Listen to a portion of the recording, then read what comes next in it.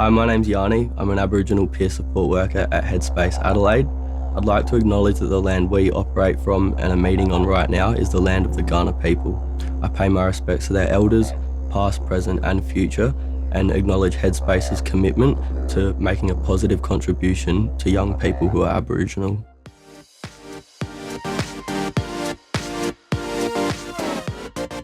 Hello everybody and welcome back to Headspace Sessions podcast Adelaide. My name is Ali and I'm once again hosting our wonderful episode today and joined by two wonderful co-hosts. I'm Benjamin. I'm Santi. And we also have a very special guest with us today. Would you like to introduce yourself? Special guest. Yeah. My name is Aston. Yes, and I work at Headspace. Great. Very happy to be here. Wonderful. And we're very happy for you to be here too. You're probably wondering, what is Aston doing here? Well, Aston doesn't just work at Headspace. I'm surprised you didn't mention this in your intro. Sorry. But it is very relevant to today's episode, which is all about music and what it means to us and our mental health. And Aston himself is a musician based in Adelaide. Happy for you to share, if you'd like to, what your band is called. I play in a band called Towns. So I sing and play guitar and write songs, and that's kind of been a huge part of my identity for the last 10 years now. And that and Headspace is kind of two things I'm passionate about. So this podcast is very perfect for today. Great. Yeah. And once again, just before we jump into all the amazing content that we have that's been developed by our lead script developer, Jamie, for today's episode, we have a very fun icebreaker for you guys. This one is all about music and all about songs, and it's asking us, would we rather only listen to one song forever, so the same song, or never listen to music again? We had a bit of a debate before we hit to record on what constitutes hearing music, and it doesn't include hearing ads or humming or birds singing, nothing of that sort. Who wants to share first? Well, I think after that ice broken earlier, I feel more confident in my answer to pick. I don't have the song, but one song forever. Okay. And I don't have time to pick the song right now, but I would be very selective with the song. Yeah. Or if I had a time limit, I would create a song that goes for like an hour with many different categories and just do that. That's hacking the system. But that's legal. And I didn't get to clear that with you beforehand, but that's my answer. We'll discuss that later, but sure. For now, passable. Yeah, no, I reckon I'm probably in the same boat. One song forever or nothing is for me a pretty easy choice, because it's like, if I'm annoyed by it, I can take a break from it. Like I can just listen to no music for a while. And yeah, the workaround would be, you get a really, really, really long jazz improv recording, and then you can choose section 57 of that today. It's like, but I think even if it included birds and whatnot and stuff like that, I'd rather be able to hear something than nothing. Yeah, that's so true. You do get both in that answer. Like if you pick one song forever, you still get silence if you want it. So I really should have put rules on this question. We just hacked it, that's all. It's just constantly looping. Yeah, I think I agree with both of them. It's one song, but then you can take that break. So yeah. Well, I guess I'm the same. I feel like I'd be silly to choose the latter. Why would I never want to listen to music again? But so you're saying it's a loop. You're saying you can turn it off and on, or well, now that you guys have kind of said, I would create a song that goes for an hour and have completely different sections a part of it, I feel like that's bending the rules a little bit. Like it's one extreme or the other. But Bohemian Rhapsody has a lot of parts. Exactly. In it. So that's your song then. No, I haven't decided that. I'm sure there are other Bohemian. No, there's no Bohemian Rhapsodies. There's only one. So that one. Okay, that's Aston's song of choice. Perfect. I'm glad we all came to an agreement. I think that's the first time we've ever agreed on an answer for an icebreaker. Wonderful. And that's because music brings everyone together. And doesn't it? And that leads so nicely into our first topic, which is that music is everywhere in our everyday life. whether it's through headphones, playing in our cars, on TikTok, in games, or just we're listening to in our bedrooms, or on a constant loop in our brain like that icebreaker should have been.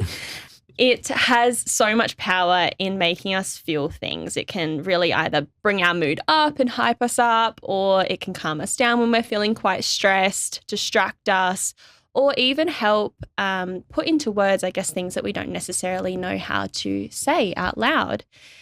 In regards to music, have you ever personally felt seen or understood by music? So maybe you've been through a tough time recently that you can remember, and you've heard a particular song and you've been like, yes, that just explains every single thing that I'm feeling right now. Or it can be multiple kind of situations, and different songs kind of provide those feelings for you. Do you feel like you feel seen or understood by music in a whole? I mean, jumping in like straight away, music is, I mean, excluding AI and that whole thing, but music is created by people, and that connection between people is so like obvious and natural, even if it's through different mediums like music. And I think even if you're not intentionally looking for something to connect with you, it can be done unintentionally or subconsciously. You know, like a sad song isn't always a sad song, but at the right time, it is a sad song, depending on the context of everything that's in there. But I think the human connection of music is what makes it connect with us. Like, I think the audible sounds, obviously, everyone has their preference of how they receive that connection, but it's kind of like the gateway of, bridging people. And it's like you see it at live concerts as well, like how it brings people together, and that connection of we're all here for the same reason. We all feel the same, and we connect with this song in different ways. And every friend I currently have has been through music and connecting through music. So it's definitely a huge platform for connection. Definitely. Yeah. I think for me, it's what I mentioned before about putting things into words that you don't necessarily know how to articulate yourself or explain that feeling. And then you might be in a certain situation and you just hear a song that just encapsulates everything that you're feeling, and it matches your mood, and whether it makes you feel more sad or kind of more happy or completely changes your mood. I feel like it has so much power in supporting our well-being, or, you know, supporting how we're feeling in that moment. So I've definitely throughout my life felt very understood by music, or just seen by the different emotions that it can encapsulate. Yeah, the amplification part is so real and so true, and just being like, I feel this, so I'm going to put this on to like really feel it. It's like a workaround of like, you know, I think your emotions, you want to feel them. So you just use music and that does it for you. Yeah. Very true. I guess if I was summarizing it really briefly, I would just describe it as music is inherently cathartic. And, you know, even though there's different songs for different feelings and stuff like that, and that's why you might skip a song in your playlist because it's like, oh, I'm not in the mood for this one at the moment. It's, that really excellent medium that you can channel your emotions through. And that's not only through, you know, listening to it, but even playing it. You can put your emotions into the way you're playing that music. If you do play music, or you can make music in any way. We've been making music, you know, for as long as humans can remember being humans, basically.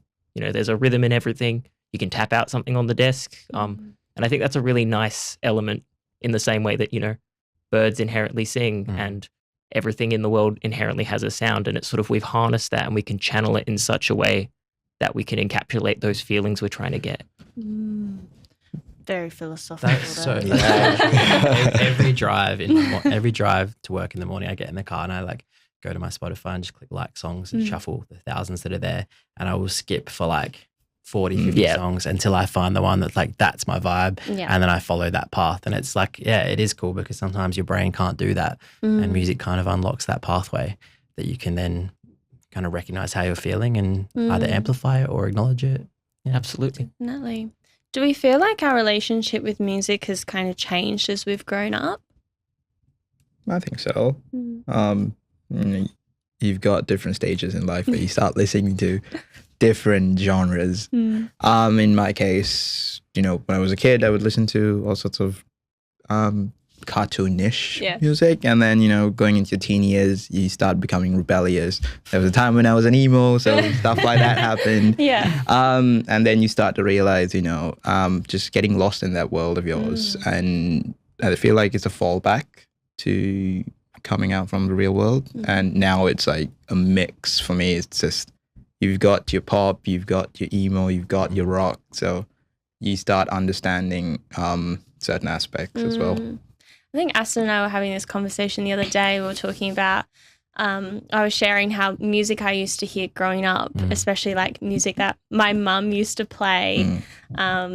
It was very like EDM, lots of house music, and she'd rock up to the Kiss and Drop at school in primary school and pick me up, and I'd just be so embarrassed because she'd be blaring this house music. And at the time it was like the worst thing ever, but now it's like my favorite thing ever. And I think it's my favorite thing because it has that nostalgic element. Like it reminds me of people and times of my life. And I think that is so wonderful that we can listen to music, especially as we've grown up, and reflect on certain times of our life and certain memories or people and places.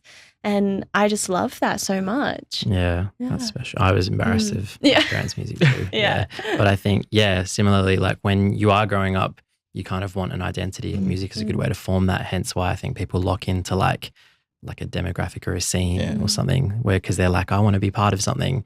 And you realize as you get older that you can be a part of all of it, and you can enjoy all of it and build your own little identity. And as I said, it connects me with so many people. But when I was 13, I listened to like one band and that was it, and all I wanted to do was listen to that band. And now I get to listen to everything, and it's so sick. It's so good. There's so much music. There is so much music, so much. Do you feel like, Aston, like music was something that you chose to pursue, or something that kind of found you as you grew up? Well, my grandfather, he was an immigrant. When he was 19, he moved here, and he was a musician, and he just came here with a guitar and was like, I'm going to play music.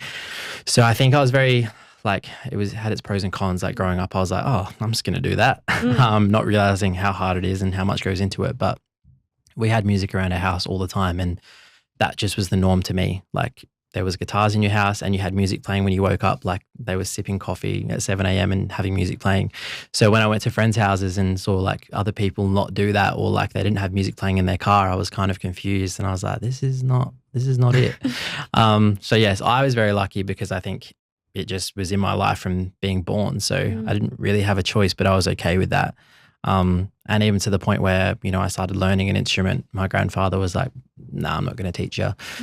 Because he was like, you'll just figure it out like I did. And that was the best thing he ever taught me because, ironically, because I was no longer like looking for like the rules of music. I just got to figure it out and form my own method of like creativity. And I think that's why I became like a songwriter, because I had that freedom. I wasn't like trying to be good at my instrument. I just wanted to use it to convey emotion and write songs. And so I think, while I don't listen to the same music as him, he definitely showed me the Beatles and all that kind of stuff. But I got to form my own identity based from that foundation. So I was very lucky in that sense, but I'm sure it finds people in so many ways. Yeah. And it sounds like you've gained so much through your journey and through finding music.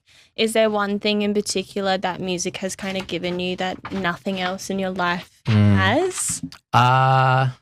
It's a huge part of my identity. And I always think that if I didn't play music or I didn't talk about it, I would feel very lost and uncertain in who I am. And I know that's sometimes a lifelong journey, but it's also given me every social connection I have. Like every close friend that I love dearly has been connected through music, and I met them either by playing shows or bonding over music.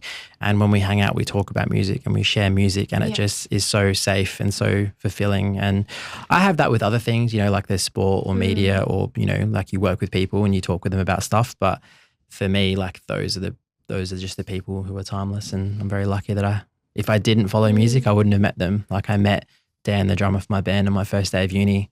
And we've been friends for like 12 years now. So that's like, so cool. Because we liked music and chose to study it.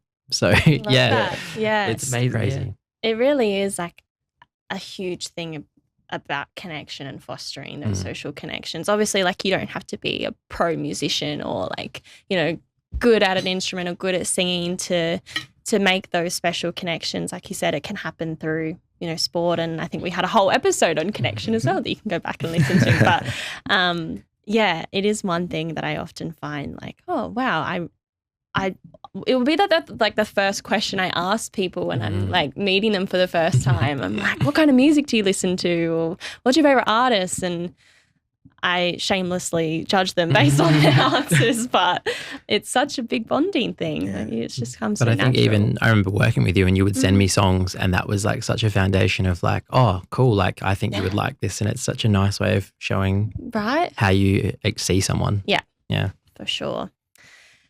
Music is everywhere, as we have just also mentioned, but it might not be necessarily something that we listen to all the time or something that we necessarily use to cope. I know a lot of people personally that I'm like, oh, who's your favorite artist? And they're like, oh, I don't even listen to music. I'm just like baffled. It's actually crazy, but it happens.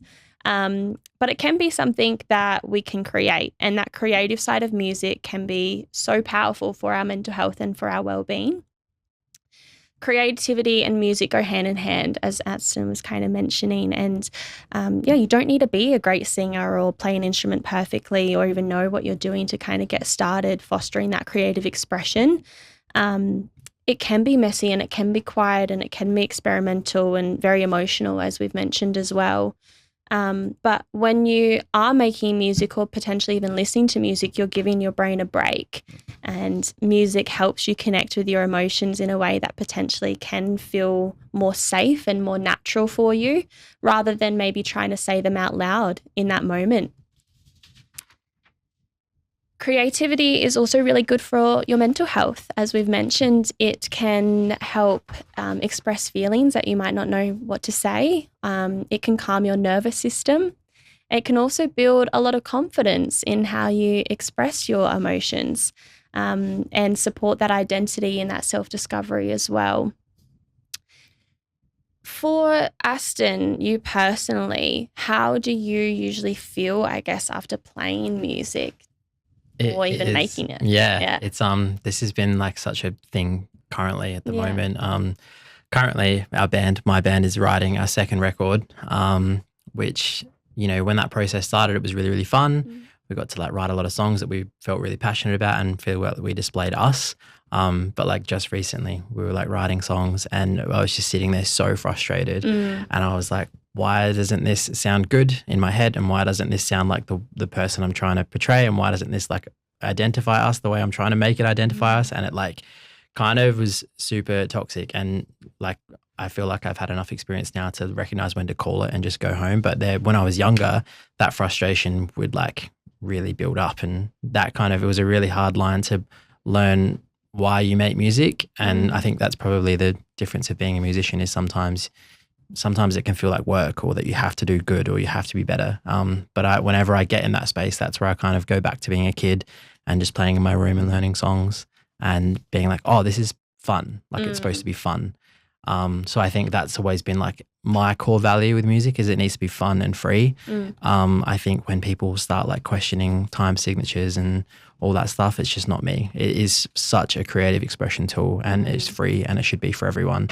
And some people are really passionate about the technical side, and I think that has its own mental health benefits. But I think like that freedom of expression is the part that's really amazing. And like I said, like when I'm writing songs, even sometimes I'm getting at feelings I don't even know are there. I don't really write lyrics first. I will write music and just be like, what sounds cool, what like makes me feel buzzed, what makes me like feel like this could be something, find the spark, and then I'll write lyrics later. And sometimes I've written lyrics so carelessly and thoughtlessly because that's just not where I like feel connected to start it. And I've gone back and listened to the songs, and I even listened to one of our songs the other day and I was kind of like, whoa, like that was like, I don't even remember writing it, and I don't remember what it was about. But then when I listen to it now and reflect on it, I'm kind of like, I wrote that about this, obviously. Yeah. So it is weird that it can do like kind of subconscious stuff, even lyrically. And I'm singing it, and I'm actively singing it every night sometimes to people, and I'm just like, yeah, like it's just that song. But that might just be me sort of suppressing things that I just don't know how to process yet, and music has allowed me to process them in a way. So it's always cool when someone comes up and has a chat and it's like, oh, I love that song, like what's it about? And then that discussion makes me like, yeah, what is it about? And then like I'm kind of like, I should know, I wrote it. But I guess it's different for everyone, and that's the cool part about freedom of expression. It doesn't need to be like linear. It doesn't need to be like, I'm going to write a song today about this, because that's never happened. I've never sat down and gone, today I'm going to write a song to express myself and the feelings of anger. So I think you just start banging a beat on a drum and then it just comes out. Just let it come out, for sure. And I think it's probably something I naturally do when I am feeling super happy or even overwhelmed. Like, I mean, this morning I was like playing guitar and wrote something and was like, oh, that's kind of cool. Had to go to work. So it's always annoying when, life's barriers can impact that creativity, but you try and take the spark when you can. And I feel definitely good after making something good. But in saying that, to be honest, there are times where if it's not good or I don't think it's good, that I feel horrible. So it's a tricky line. First of all, what's a time signature? You said that. Yeah, I have no idea what that is. So there's like the free fun side of music, which I love, but then there are people who are like, oh, this song is in beats of 4 or this song is in beats of 7/4 and it goes for like, this tempo and stuff. And that's just, that's cool. And that's how people create music sometimes. Just wanted to clarify that for our audience that maybe didn't know. You learn something new every day. We do, yes. You mentioned a little bit about connections, and I think I'd love to throw this one to the group as well, around what kind of connections music has opened up for you, both from a point of view of playing and creating, but also from listening, as I've kind of mentioned earlier, that can happen as well if you're not a musician. So maybe Santi or Ben, what do you feel like in terms of connections music has brought you in your everyday life? I guess, on an initial basis, I really resonate with what Aston was saying about, the technicality of music, because I've grown up with music all my life and I have played several instruments, but I think I started falling out of love with playing music because of how technical it got. And it was very much like, I'd be getting ready for like a piano exam or something, and even if I missed a single element of that song I was playing, it went from something really beautiful and enjoyable to what was considered a failure or something constantly in need of improvement. And I think that was not a way I enjoyed engaging with music really either. So I think I much prefer the sort of free form, creative flow completely in the person's control. And that's not to disrespect the really impressive technical elements that have been developed by people that do love those elements of music. But for me, it's just not how I engage. But I think in terms of connection nowadays, I go to like metal gigs every few weeks to month all the time. And I think it's really nice, even though that music has a deeply personal meaning for everyone engaging with it. Everyone's enjoying that song together, even if it's not necessarily in the exact same way. I think it's like really nice to come into a collective space with other people and sort of have that experience together in relation to your personal meaning with that music. Yeah. Definitely. I think for me, I sort of almost fell out of love for music just because you've got artists now, not everyone, but they try to, push a certain agenda, and that sort of takes the love out of it. Like you've listened to their music so long and then they start pushing their own agenda or like a political thing, and then it's like, no, and then you fall out of love for it. But I think the connection wise is you listen to so many genres that you can talk about it with certain people. Now at work, when the radio is blasting in the supermarket, my colleague and I would start singing, and then you start talking about like, hey, Linkin Park is coming out. It's coming soon. Are you going for it? Yeah. And then we start talking about how the new lead singer is very different to the previous one and stuff like that. So, you get into those debates and then you start building up those connections. So, yeah. Oh, I love that. Yeah, it's so special. Like, again, like you said, being in a room with people, like I think I was at a block party last year and I was looking around and I was like, I don't know any of these people, but I know I could go up to them and talk to them like about anything. Yeah. And there's not many spaces that do that.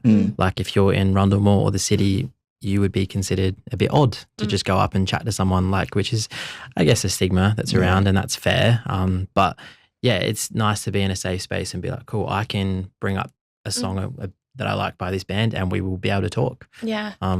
It's very unique to Yeah. music. I mean, sporting has it to an element, but even there's like opposing teams, and that Yeah. can be like, but you're all there for the same purpose, which is great. There's been so many times that, like I've been to a few concerts by myself, and it has been one of the best experiences ever, because at the end of the day, like you mentioned, everybody in that room is there for the same reason, and you all have a same interest in that person on stage. And I will often have a lot of friends be like, oh, I'm not going to go to that show because nobody else is available to come. And I'm like, oh, but like you're taking that experience away from yourself. And if you just go there and walk up to somebody, like you said, and bring up a song, instantly going to have a conversation, and you know, a friendship might form or a connection might form, and that's so fun, like so fun and so special. But also, if you're not in the mood to chat and form a connection, you don't have to. Like everybody's just there vibing to the music. Nobody's questioning why you're standing alone. Like for all you know, your friend could be in the bathroom. Yeah. Nobody's ever going to question that.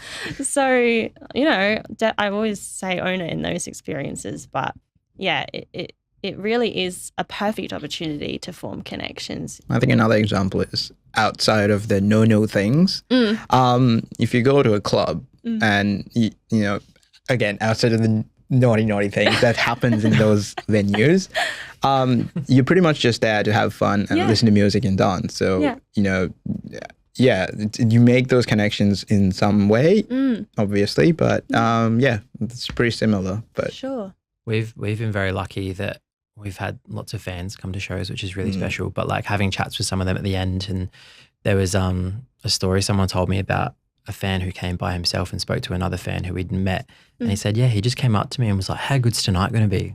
And this guy had never met him, and they just became friends after that. And it's so like, that's what I mean. It's just something so simple, like these like sounds I made on a guitar with some words I threw over it with my friend and put it online. Someone in Sydney was like, I like this, and paid to see it and hang out and meet people. And it's just like that for me, just being who I am and being, it's so thoughtless. Like you're just like, I just do this because it's fun and you enjoy it. Like there's so many other barriers that impact our connection, and music just knocks them all down so quick. So true. Do you, and I know you kind of mentioned it a little bit earlier, but when you struggle maybe feeling good about like the types of songs you're creating, or not necessarily feeling like they're fitting the brief or feeling perfect, how do you kind of move through those moments? I think I'm very lucky that, you know, I have Dan there as well and someone I can talk to about it. But a lot of reflection on what we've done. Like I think I look at what our band has done, and we've kind of done everything I kind of expected us to do or wanted us to do. Like all our goals have been ticked, and there's always new goals. But I just look back, and I actually, you know, as this is a bit of a stigma again, I will listen to our songs that we've made at the end of the day and be like, oh, I actually like that. And it's a good way to be like, reflect on, proud of what you've done, and clear the head noise and stuff that goes around it. You know, at the end of the day, I made those songs because I liked how they sounded. So why shouldn't I get to enjoy them in some way? Which is, I don't know if many artists listen to our music. Sometimes there are days where I listen to everything we've done just to like reflect, and it's cool to have a snapshot, you know, in 10 years I can go back and listen to how I was feeling or like what I created. That's a cool way to do it.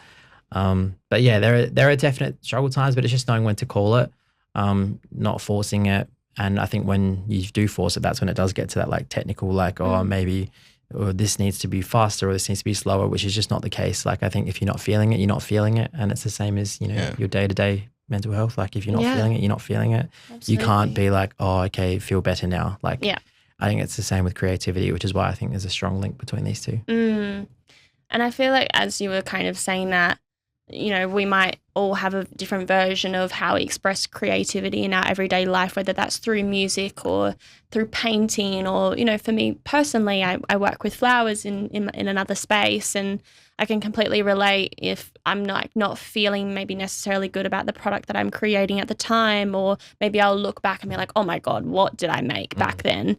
I try to get in the headspace of, oh, but at the time, like, that was so wonderful to me, and that's what I wanted to create, and that's what I wanted to put my energy into. And maybe, looking back after a few years, things have aged or like moved out of a trend, or I have improved my skill, that doesn't necessarily make what I made 2 or 3 years ago bad. It just makes it different. And I'm allowed to have those feelings, but should never kind of beat that down. So as you as a person are different, like, which I think is the cool part. Like, not many other ways you can capture who you are at a time rather than creativity. For sure. Cool. That's so true.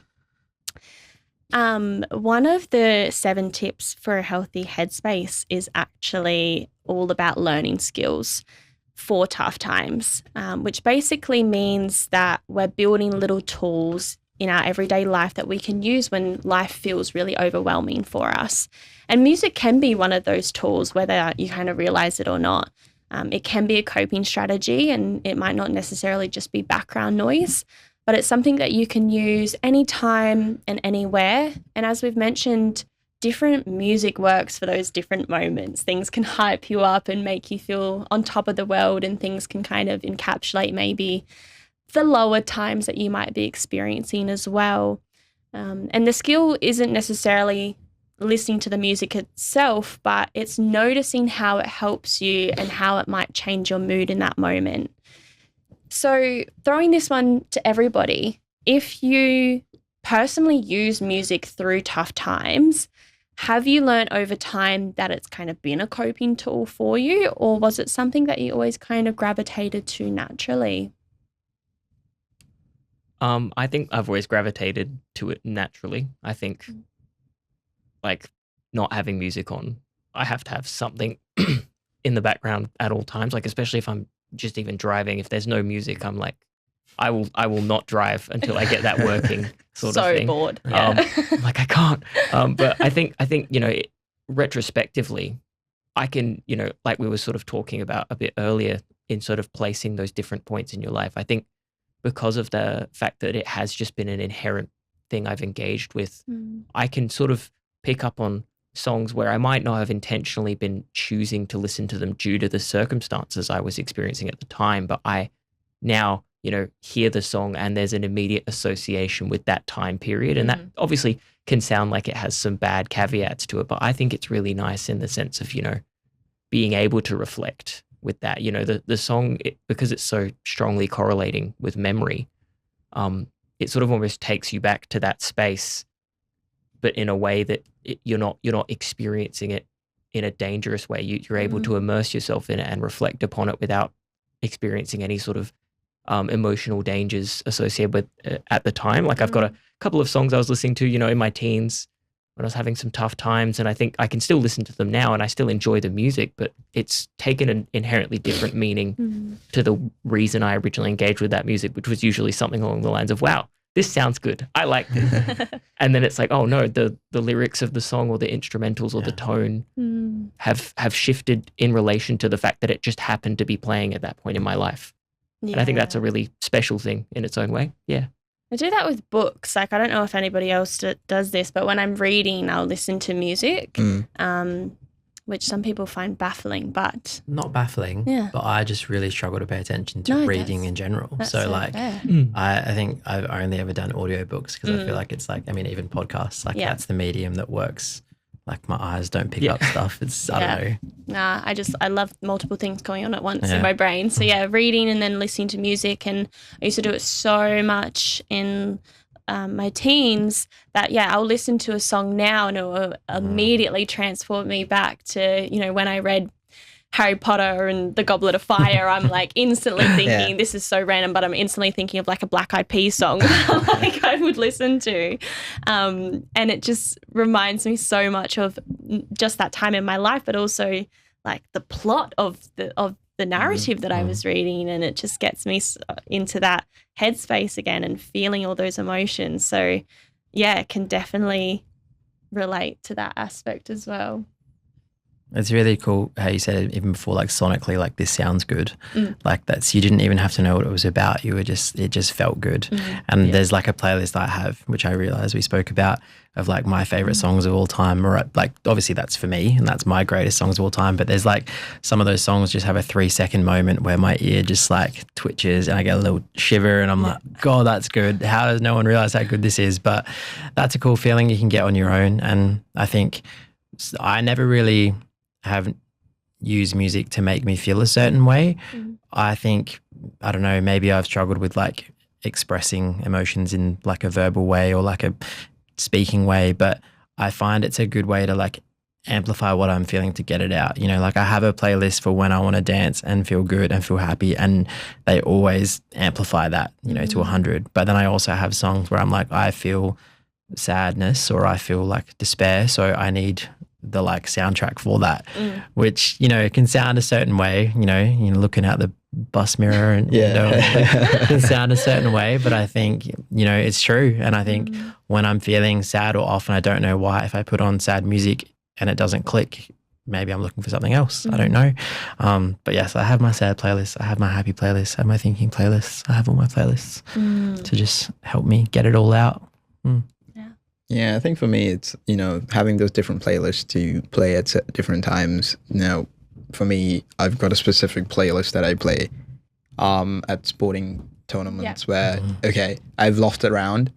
I'd quickly, before the next round, I'd quickly go put my headphones on and just try to get into that zone of like, okay, this is what I did wrong, and just block out everything and figure out new strategies to win. Same thing like in the mornings. 7 a.m. you don't want to listen to like hard rock, so I've got specific playlists like, you know, to sort of wake me up to the grind that I'm walking into. And yeah, it's I think music has helped me a lot when it comes to like handling certain situations, especially during uni. Just getting lost, taking time out of my busy schedule to just listen to music, get lost, and then, like you said before, I listen to music while I read quite often. And I've got specific playlists. So if I read fantasy, I've got a fantasy playlist that I use. So yeah, and it came to me naturally. Like my mom used to play oldie music, like 80s, 90s, back when I was a kid, like, you know, ABBA and that sort of oldies music. Oldies music. I mean, for me it is because nowadays, but like, you know, ABBA, Beatles, stuff like that, and just translate it over to me. And like Ben said, I need music playing, like even when I'm driving, as you said, mentioned before, even in like at a traffic stop, I play with the How can you drive with no music? Exactly. Oh, people do it. I had a friend whose parents never listen to music, and whenever we went in the car, I was like, this is so, because you feel like you have to whisper. Yeah. Because it's so Listening strange. to the wind or? I mean, even I was at the gym the other night and I was like, I'll hop on the treadmill for like 10 minutes. And then I had Charlie XCX playing and I just like kept going. Like it was fully just like, I was like, I feel energized and I couldn't do this without the music playing. Like if I was just on the treadmill after 10 minutes, I would be like, I'm bored, I'm getting off. Yeah, my dad does not like listening to music while he's driving. So, and then you've got you've got my mum, me and my sister just humming and and if he doesn't want to listen to it, if we're going on a long trip, we'd have our headphones on. Thank God. So Wow. Oh my so yeah, you've got certain people who prefer that silence, and I'm just not one of them. It really does impact your mood. And I was saying this to Aston as well. I feel like we have a lot of off-camera conversations that are relevant. But there was like a few days last week that I started my morning off by listening to like purposely sad music.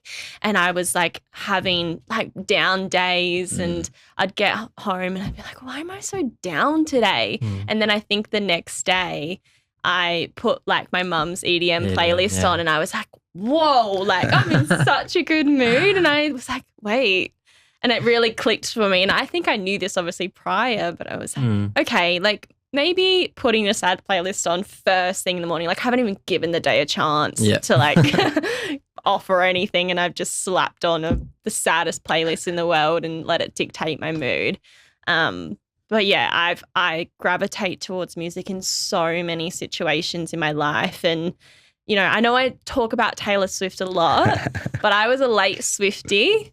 A few years ago, really, really got into her music because went through a time in my life where it was so relevant. Like folklore was like, that was the situation. And I was like, I'll give this album a go, explore beyond her main kind of hit singles. And then, it really was like so much of the lyricism and a lot of that relatability that really formed so many like pivotal kind of memories and connections, and opened me up obviously to so many connections as well. The Swiftie world was crazy. But and it's interesting how like a song that you haven't heard in so long, and then you just plays it and you just get that nostalgic feeling and just like memories. Completely different meaning to it as well. And it quite happens to me quite often, like at work or whenever I'm on the radio, and it's just like, cool, this reminds me. So wow, it sounds like music has been very supportive and helpful and beneficial and life-changing for us all, and probably a lot of the audience as well. So I feel like that kind of brings us to the end of today's episode. We've kind of shared about what music means to us personally, creative side of making it as well, and how it can become one of those skills that we can use in tough times. Whether you're listening to it, creating it, or just vibing to it, music can be a way to understand yourself or express yourself, and maybe feel a bit more connected to others, or to the own feelings that you're having. If you have heard something today that kind of made you think that, like music actually has been really helpful for me during tough times, or it has connected me with a lot of people, I think that's really worth noticing. That's a tool that you already have that you can lean on. So a huge thank you to our wonderful guest, Aston, for joining us. Thank you. And for sharing your very, very wonderful experiences. I felt like I was really locked in to hearing the creative side of what music kind of means to you and what it means to make it. So thank you so much. And hearing how music has kind of shown up in your life, both creatively and emotionally and as a form of connection, has been really insightful. So really appreciate you sharing all of that. And thank you to Santi and Ben for sharing your own personal experiences as well. And thank you to everybody who has listened to today's episode.